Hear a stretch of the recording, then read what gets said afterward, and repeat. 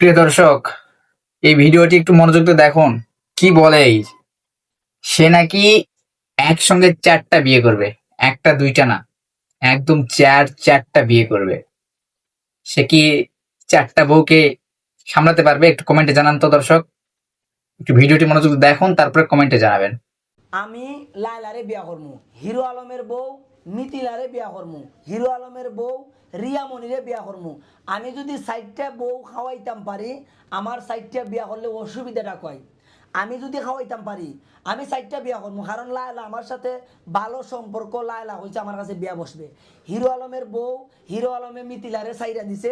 মিথিলার সাথে আজকে যে ভিডিওগুলো করছি আপনারা দেখবেন, মিথিলা ভিডিওর মধ্যে আইসা বলছে যে আমার কাছে বিয়া বসবে।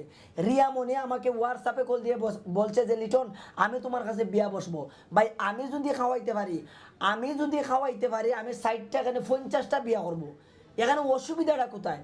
আমি যদি খাওয়াইতে পারি আমি 100টা বিয়া করব। এখানে অসুবিধাটা কোথায়?